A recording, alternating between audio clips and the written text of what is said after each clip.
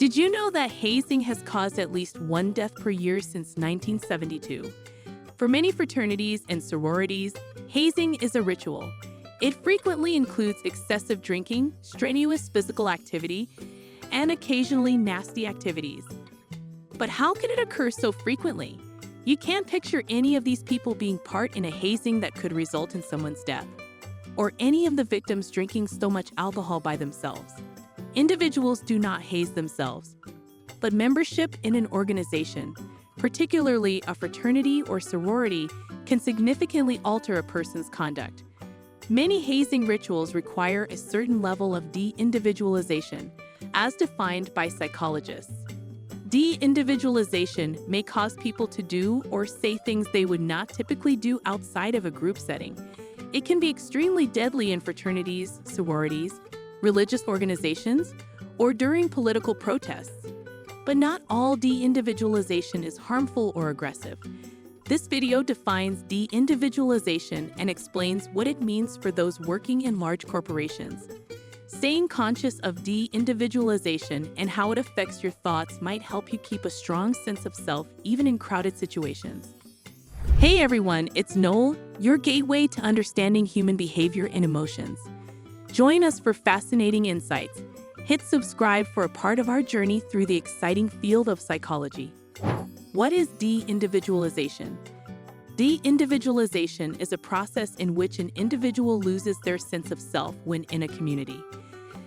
They identify with the group's thinking, even if it differs from their own. These people lose the ability to separate from the group and evaluate their behaviors, feelings, beliefs, and conduct.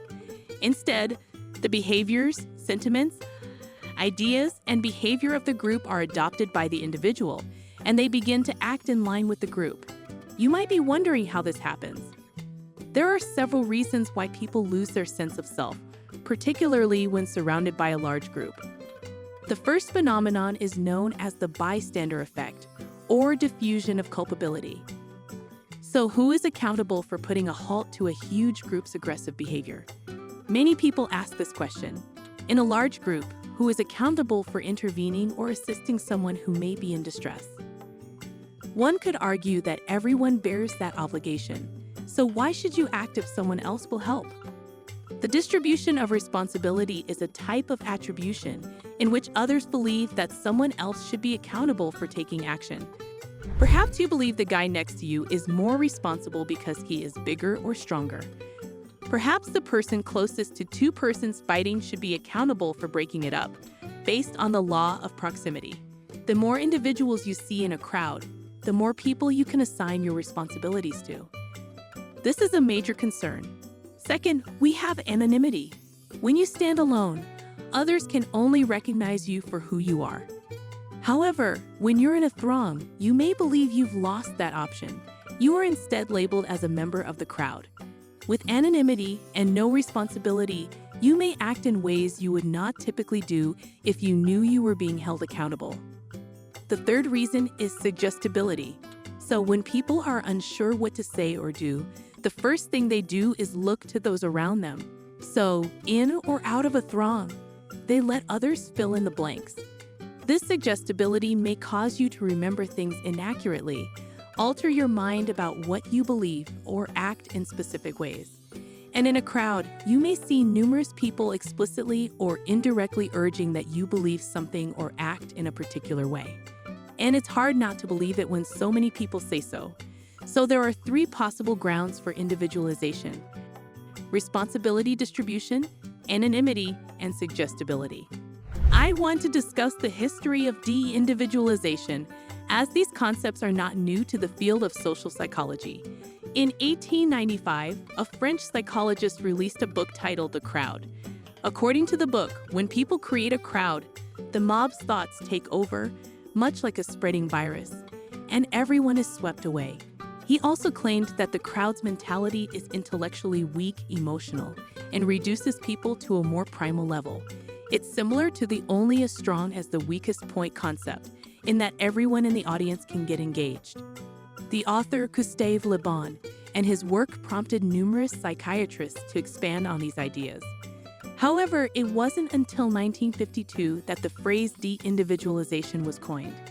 Leon Festinger, Albert Pepitone, and Theodore Newcomb are widely regarded as the first to create the phrase deindividualization. They built on Le Bon's theories, laying the groundwork for the modern concept of deindividualization. Moving forward in 1969, Philip Zimbardo proposed that usually constrained behavior didn't always result in hazing or political violence. He brought in the concept of deindividualization to include more positive examples, which I'll get to in a moment. Of course, Zimbardo is not entirely responsible for beneficial outcomes. And if you've seen my video on the Stanford prison experiment, you may recall that Zimbardo oversaw the entire experiment. If you haven't watched it yet, I highly recommend watching it following this video. As with other notions in social psychology, scholars have continued to define and extend the concept of deindividualization in order to fit it into a constantly changing reality. And now I'd like to provide some examples of individualization. And I began talking about fraternities. Not all forms of deindividualization include hazing, violence, or Greek letters. You may have had personal experience with some of these cases. Consider running a marathon, for instance. Not every runner in the race is capable of or willing to run 26.2 miles at once. However, amid a large crowd, everyone's adrenaline is rushing, and the runners are extremely eager to cross the finish line. It may be easier to push your concerns and fears aside and simply keep running with the pack. The same can be said for a long day of volunteering. If you're alone, you might be less likely to plant a few dozen trees in the woods or give a dozen meals to the homeless. But when you're in a group, it doesn't feel like work. It's more inspiring to go out with a group of individuals who are determined to brave the weather or serve others all day. Of course, deindividualization can occur in religious organizations. You may go to feed the hungry with your religious group, or in extreme situations, you may even go to battle to defend your religious principles. When you have a community of followers rationalizing your acts, it is very simple to become engrossed in increasingly extreme ideas and behaviors. Deindividualization is a broad term, although it is not limited to cults or fraternities, and it does not always result in negative consequences. However, the more you understand and are aware of this process, the easier it will be to step away when something goes against your personal principles. Stay mindful, observant, and grounded in your beliefs, even if you're amid a mob of depersonalized people who may be acting differently. I hope you enjoyed this video about deindividualization and learned something. If you have any questions, please leave a comment below or watch the other social psychology films in this series. I will see you in the future video.